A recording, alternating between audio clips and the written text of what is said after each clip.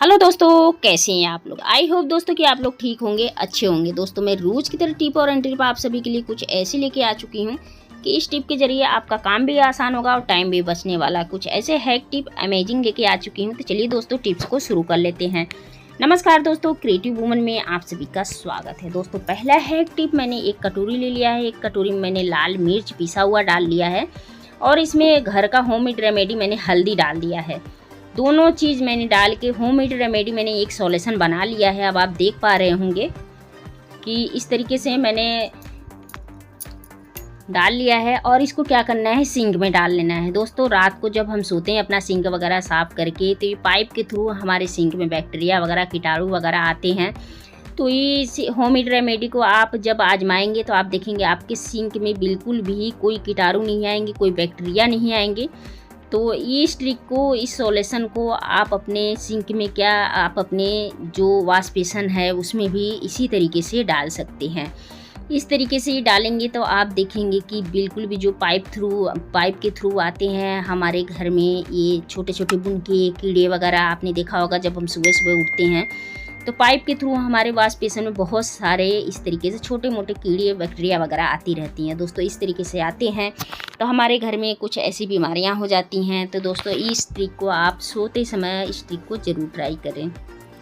इससे क्या होगा कि हमारा घर, हमारा सिंक, हमारा वॉश बेसिन साफ़ सुथरा रहेगा। इस तरीके की सॉल्यूशन बना के रख लीजिए। अब जब सोते समय आप थोड़ा सा सिंक में या वॉश बेसिन में इस तरीके से दोनों जगह डाल सकते हैं। अब दोस्तों क्या होता है, ये जो आप देख पा रहे होंगे इस टाइप के गिलास हो गया, स्टील का डिब्बा हो गया या कांच का जार हो गया, जब भी हम धो देते हैं तो हम क्या करते हैं, इस तरीके से पलट देते हैं। लेकिन इसमें ईयर बना के इसका पानी बिल्कुल भी नहीं सूखता है।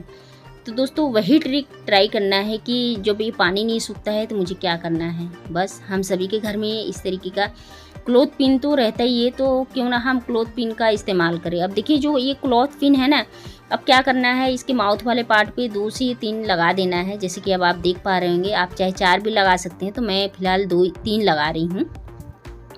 इससे क्या होगा कि जो इसका बैलेंस है काफ़ी अच्छी तरीके से बन भी जाएगा और बैठ भी जाएगा। अब देखिए मैंने लगा दिया। अब क्या करना है, बस इसको पलट देना है। अब पलटने के बाद अब आप देखेंगे कि ये बहुत ही अच्छा ये हमारा सूख भी जाएगा। अब बहुत इजीली तरीके से हमारा ये क्या है ना कि इसके साथ ये ढक्कन भी सूख जाएगा। तो दोस्तों हमें परेशान होने की ज़रूरत नहीं है। इस तरीके से हम लगा के अपने किचन स्लैब पे भी रख देंगे तो ये बहुत इजीली तरीके से सूख भी जाता है और कोई इसमें टाइम पास नहीं है। जब चाहे तब आप इस तरीके से स्टील का डिब्बा, प्लास्टिक का डिब्बा या ग्लास हो, इस तरीके से आप इसको सुखवा सकते हैं। तो दोस्तों आई होप कि छोटा छोटा टिप और ट्रिप आप अपने घर में एक बार ज़रूर ट्राई करके देखिएगा।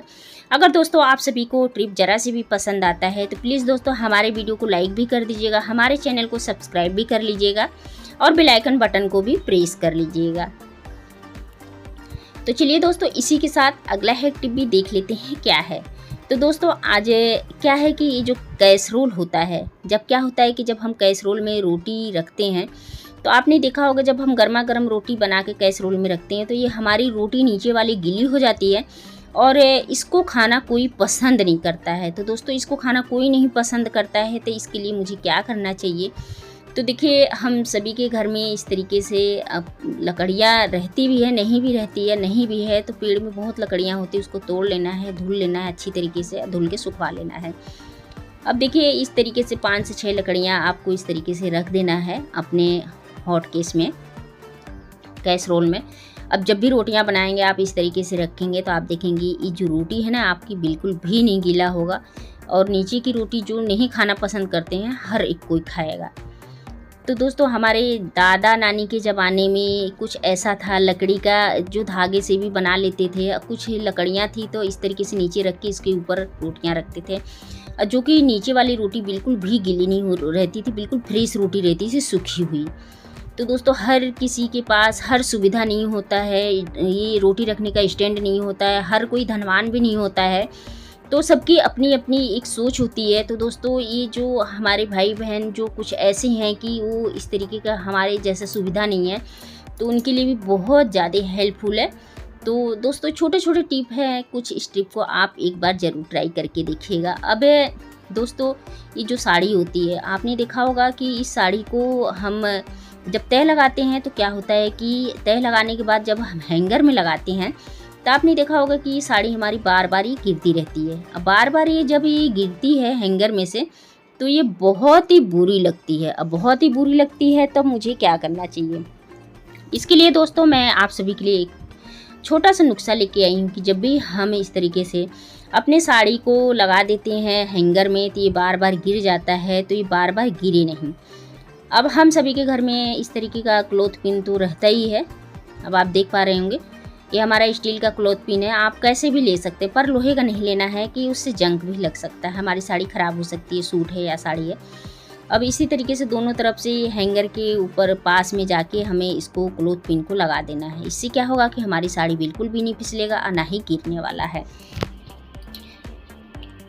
तो है ना दोस्तों, बहुत ही कमाल की ट्रिक है। इस तरीके से जब आप अपनी साड़ी को लगाएंगे तो उम्मीद करती हूँ कि आपको ज़रूर पसंद आएगा इस ट्रिक को आपको देख के कि मुझे भी ऐसी साड़ी लगानी चाहिए। तो बहुत ही कमाल की ट्रिक है दोस्तों। मैं इसको जब भी मैं अपनी साड़ी को अलमारी में लगाती हूँ तो 1 से 2 क्लॉथ पिन लगा देती हूँ, क्योंकि अलमारी जब खोलो तो सामान हिलता रहता है, उसमें से साड़ियाँ फिसल के नीचे गिर जाती हैं। अब दोस्तों ये जो ग्लू मशीन होता है, हम क्या करते हैं कभी कभी जब हमें ज़रूरत पड़ता है तो ग्लू मशीन को इस तरीके से हॉट होने के लिए रख देते हैं। लेकिन कभी कभी ऐसा होता है कि बिल्कुल ही जब ये हॉट हो जाता है तो इसका ये ग्लू निकलने लगता है। तो देखिए हम सभी के घर में फालतू कैप रहता है, बस एक कैप रख देना है। अब इस जो ग्लू मशीन का ये जो माउथ वाला पार्ट है नीचे टच हो रहा है, तो इस तरीके का देखिए जो फाइल क्लिप होती है इसको थोड़ा सा यहाँ इसकी ऊंचाई बढ़ाने के लिए आप यहाँ पे रख के इसको रख दीजिए। अब इससे क्या होगा कि ये जो हमारा ग्लू है कि थोड़ी सी हाइट ऊपर हो जाएगी ग्लू मशीन की, और ये जो ग्लू पिघल रहा है अब आप देख पा रहे होंगे। अब ये इसी तरीके से इसमें गिरेगा, हमारा टाइम भी नहीं वेस्ट होगा, हमारा प्लेट भी नहीं ख़राब होगा और हमारा ये जो मैट है मैट भी नहीं ख़राब होगी। तो है ना दोस्तों, बहुत ही कमाल की ट्रिक है। तो इस तरीके से जब ग्लू निकलता है तो इसे आपको कैप लगा देना है। इससे जो है कि हमारा काम भी नहीं बढ़ेगा और जितना ग्लू है इस तरीके से इस कैप में निकलेगा। अब आप देख पा रहे हैं जितना भी ग्लू निकला हुआ है ये हमारे कैप में है। इससे हमारा काम और टाइम तो बचता ही बचता है, और दोस्तों इससे हमारा बहुत ज़्यादा काम भी होता है ग्लू से।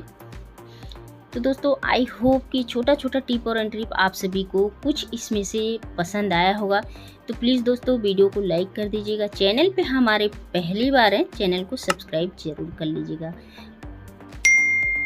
और दोस्तों अपने गांव और शहर का नाम बताना नहीं भूलिएगा कि आप लोग हमारे वीडियो को कौन से गांव कौन से शहर से देख रहे हैं। कमेंट में ज़रूर बताइएगा, मुझे आप सभी का कमेंट पढ़ के बहुत ही अच्छा लगता है कि हमारी वीडियो कौन से शहर तक के पहुंच रही है। तो दोस्तों फिर मैं मिलती हूँ इसी तरीके से आप सभी से एक नेक्स्ट वीडियो में।